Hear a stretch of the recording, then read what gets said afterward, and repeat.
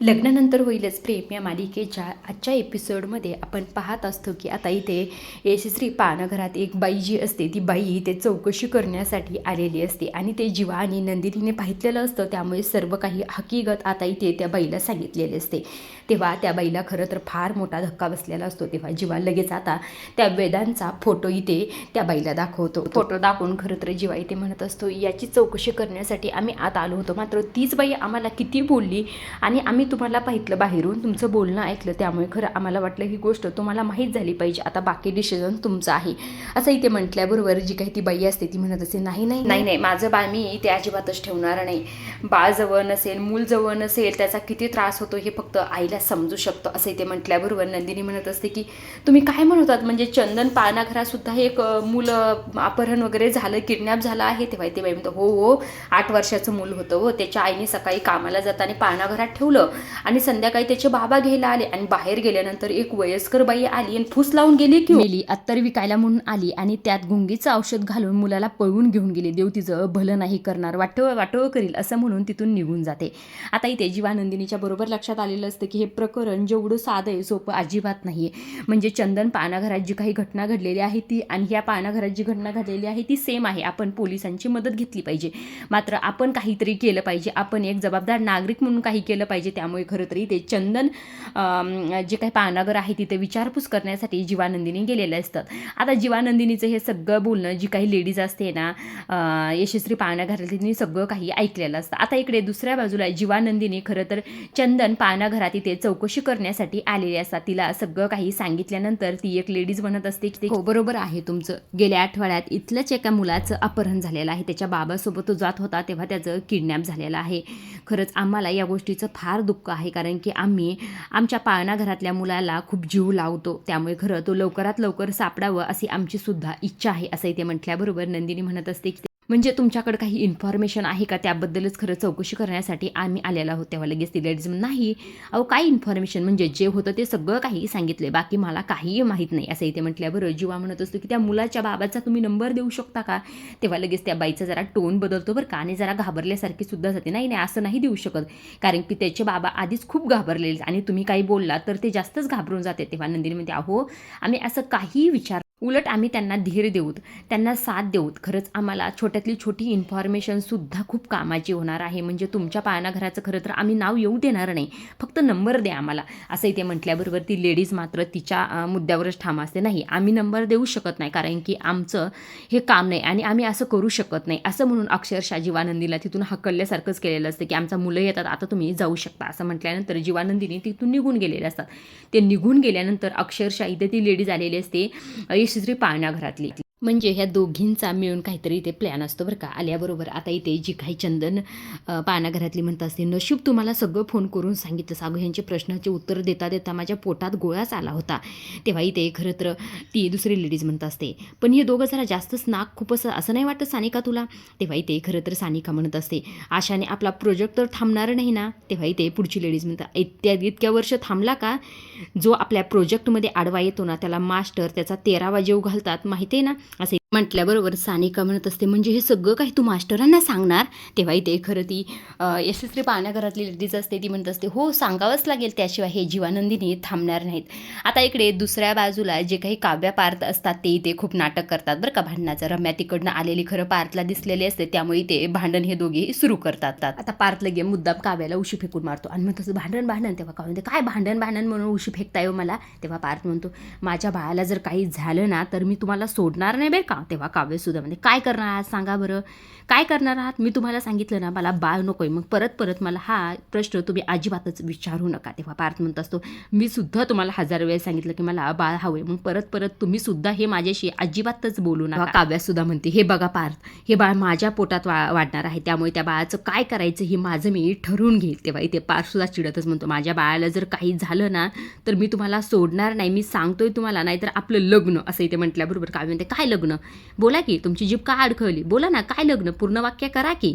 तेव्हा पार्थ म्हणतो मी आता बोलणार नाही, करून दाखवणार. जर माझ्या बाळाला काही झालं तर आपलं नातं संपलं म्हणून समजा, असंही ते खरं चिडतच म्हणत असतो. आता इकडे जी काही रम्या असते, रम्याने हे सगळं काही ऐकलेलं असतं, त्यामुळे रम्याला फार आनंद झालेला असतो. रम्या लगेच दरवाजा वाजवते, आतमध्ये येते. काव्याला म्हणते, काही झालंय का, एनी प्रॉब्लेम? तेव्हा काव्या म्हणते, काही नाही. आता ती पार्थला फाईल देते आणि तिथून निघून जात असते. मात्र मनात तिच्या फार इथे भारी वाटत असतं तिला. ती स्वतःच्याच मनाशी म्हणत असते, म्हणजे या काव्याने पार्थला फायनली सांगून टाकलं, म्हणजे तुझी एवढी हिंमत. काय रम्या, खरंच तू भारी काम केलंस, म्हणजे यांचं नातं आता शेवटावर आलेलं आहे, असं म्हणून आनंद खरं साजरा करीत असते. पण हिला कुठे माहिती आहे ह्यांचं सगळं काही नाटक सुरू आहे. आता इकडे ती निघून गेल्यानंतर काव्या इथे पार्थला म्हणत असते, देशमुख सॉरी मी तुमच्यावर फार ओरडले का हो? तेव्हा इथे पार्थ म्हणत असते, काय माझ्यासाठी नवीन आहे का?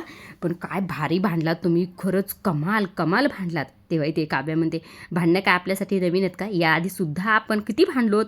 तेव्हा इथे पार्थ म्हणत असतो, हो रे बाबा भांडलोत, पण ती खरी भांडणं होती. पण मला आता त्या भांडणाची आठवणसुद्धा नको आहे आणि अजिबात काही भांडण पण नको आहे, मला नकोच ती गोष्ट, असं इथे खरं तर पार्थ म्हणत असतो. काव्या म्हणते, पण या सगळ्यात एक गोष्ट खूप चांगली झाली देशमुख, तुम्हाला कळतंय का? म्हणजे ही आपली खोटी भांडणं त्या रम्याला खरी वाटतात ना, तुम्हाला नाही का असं वाटत असतो? हो, मला पण तसंच वाटते आणि आता आपण जे ठरवू तेच होणार. तेव्हा काव्या म्हणते, रम्याला असं वाटते की ती आपल्याला नाचवते आणि ते आपल्याला माहीतसुद्धा नाही.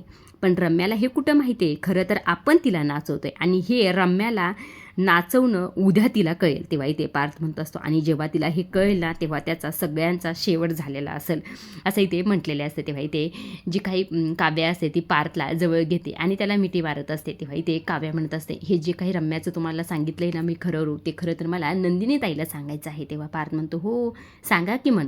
तेव्हा पार्थ म्हणत असतो, पण सॉरी मगाशी तुम्हाला ती उशी मी मारली फेकून, ती तुम्हाला लागली तर नाही ना? तेव्हा काव्या म्हणते, नाही लागली ही उशी, मऊ इतकी छान कशी लागल, असं म्हणून इथे खरं तर पार्थला जोरात उशी मारायला सुरू करते. तेव्हा पार्थ म्हणतो, काय करताय काव्या, लागती ना मला. आता इथे पार्थची तर धुलाई झालेली असते, पण मात्र रम्याची उद्या धुलाई कशा प्रकारे होते हे पाहायला फार इंटरेस्टिंग आहे बरं का, ते नक्कीच पहा. आता इकडे दुसऱ्या बाजूला आता इकडे नंदिनी जी असते, नंदिनीचे खरं पाय दुखत असतात, तेव्हा माननीने तिला गरम पाण्याचा टब दिलेला असतो आणि त्यात पाय ठेवायला लावलेले असतात आणि इकडे वसू देखील बसलेली असते. आता इथे मानन तिच्यासाठी टॉवेल वगैरे घेऊन येते, तिची काळजी करत असते. तुला बरं वाटतंय ना आता गरम पाण्यात पाय ठेवलेने, असं इथे नंदिनीला विचारत असते. तेव्हा नंदिनी म्हणते, हो ठीक आहे. मात्र वसू आत्याच्या तर पोटात दुखणारच ना. आता वसू आत्या बोलल्याशिवाय राहणार नाही. वसू आत्या म्हणतात, अरे वा बरंच कौतुक चाललंय सुनेचं, म्हणजे लाड करतेस वगैरे. नाही म्हणजे मला छान वाटते लाड वगैरे करतेस पाहून, खरंच बरं वाटतंय मला, असं इथे खरं मुद्दाम म्हणत असते. मात्र माननी आता इथे शांत बसत नाही बरं का, बरोबर वसवात त्याला उत्तर माननी म्हणत असते, बरं वाटतं तुम्हाला ना, मग ठीक आहे, मस्त वाटलं मला तुम्हाला बरं वाटतं हे बघून. खरं आता ही जी काळजी मी नाही घेणार तर कोण घेणार सांगा बरं. म्हणजे एवढे कष्ट घेते आई होण्यासाठी, उपवास तापास करते, देवळात फिरते अनवाणी पायाने, म्हणून तर तिचे पाय दुखते. तेव्हा इथे वसू म्हणते, अगं बाई एवढं करते का? तेव्हा इथे वसू म्हणत असते, खरं तिची काळजी मीच घेणार ना, मग लाडसुद्धा मीच करणार. म्हणजे आता आजी होणार म्हटल्यानंतर एवढी काळजी तर घेतलीच पाहिजे ना तिची, असं इथे म्हटल्याबरोबर जीवा येतो. जीवा म्हणतो, अनवणी काय फक्त तुझी सूनच चालते का? लेक नाही चालत, लेकाचे लाड नाही, लेकाकडे लक्षसुद्धा नाही आहे. तेव्हा इथे माननी म्हणते, काय तू अनवणी पायाने, हे शक्यच नाही, तू करू शकणार नाही. तेव्हा जीवा म्हणत असतो, काय म्हणजे माझ्यावर विश्वास नाही आहे? नंदिनी तूच सांग आता. तेव्हा नंदिनी म्हणते, हो हे माझ्यासोबत आले म्हणजे यांची प्रत्येक गोष्टीत मला साथ आहे. हे ऐकल्यानंतर माननीला फार बरं वाटतं. ती म्हणते, हो का, गुणाची ग माझी बाई. नंदिनीला म्हटल्याबरोबर जीवा म्हणतो, काय म्हणजे यासुद्धा सुनेचंच कौतुक, म्हणजे लेकाचे काहीच लाड वगैरे नाही. तेव्हा इथे माननी म्हणते, लाड ना तुझी थांबी करते बस इथं, असं म्हणून इथे जीवाला लाडू खायला देते. मात्र इकडे लगेच वसू बोलत असते, जीवा म्हणजे सकाळपासून फक्त देऊच फिरतोस का काय? म्हणजे काय ना, रम्या मला म्हणाली की तू ऑफिसमध्ये येत नाहीस, म्हणजे आजही तू देऊळच फिरत होतास का? म्हणजे आहेस कुठं तू आजकाल? बाळ होण्यासाठी का देवाच्या मागे धावतोस का काय? असं इथे म्हटल्याबरोबर जो काही जीवा असतो तो बरोबर आता वसवात्याला उत्तर देतो. वसवात्याकडे जातो म्हणत असतो, वसवात्या काय ना, बाळ हो म्हणून नाही ग, मग म्हणजे आज एका माऊलीने तिचं बाळ गमावले आणि तिचं बाळ परत मिळवून देण्यासाठी वणवण फिरतोय, असं इथे म्हटल्याबरोबर जी काही माननी असते ती माननी फार घाबरते.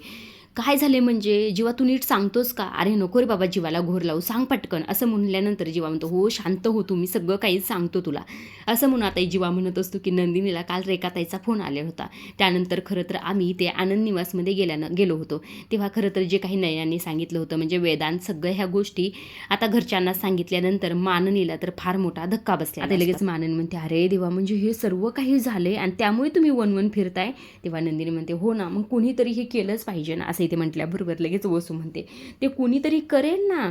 काय नंदिनी, अगं पोलीस नावाची एक व्यवस्था आहे आपल्याकडे, त्यांना त्यांचं काम करू दे. आणि काय ना, तुम्ही लोकांचं बाळ शोधण्यापेक्षा ना स्वतःचं बाळ कधी येतं ह्या जगात याचा विचार करा, असंही ते म्हटल्याबरोबर मान म्हणते, अहो स्वात्या काय बोलताय तुम्ही. आता लगेच वसू म्हणत असते, काय नाही, हे दाणे खाऊन मला फार ॲसिडिटी झाली, मी लिंबू पाणी पिऊन येते, असं म्हणून तिने काढता पाय घेतलेला असतो. आता तिचं बोलणं खरं सगळं काही मुद्दाम असतं हे तर आपल्याला माहितीच आहे.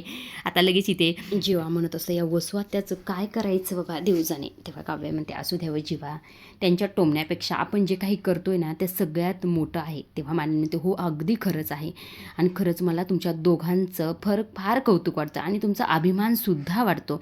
तुम्हाला एक सांगू का, पण तुम्ही जे काही करताय ना जरा काळजीपूर्वक करा, म्हणजे हे तुम्ही जे सांगताय ना त्याच्यावरनं खरं मला फार भीती वाटते. तेव्हा नंदिनी म्हणते, अहो आई अजिबात काळजी करू नका, असं काहीही होणार नाही. बघा आता कुणीतरी सुरुवात केलीच पाहिजे ना, म्हणजे कुणीतरी मदत केलीच पाहिजे ना नयनाला, आणि फक्त तिचं बाळ मिळालं ना खरंच आम्हाला फार समाधान वाटेल, त्याचं पुण्य आम्हाला लाभेल, असं इथे खरं जीवानंदिनी म्हटलेले आहे. आता इथे नंदिनी म्हणते की मी जाते आता, मी काव्यासाठी ना फळं कट करून ठेवली होते ती तिला देऊन येते, असं म्हणून नंदिनी इथून निघून जाते. आजच्या पुरतं एवढंच. अशा डेली मालिकेचे अपडेट जर तुम्हाला जाणून घ्यायला आवडत असतील तर आपल्या चॅनलला जरूर सबस्क्राईब करा, आणि तोपर्यंत पाहत राहा लग्नानंतर होईलच प्रेम.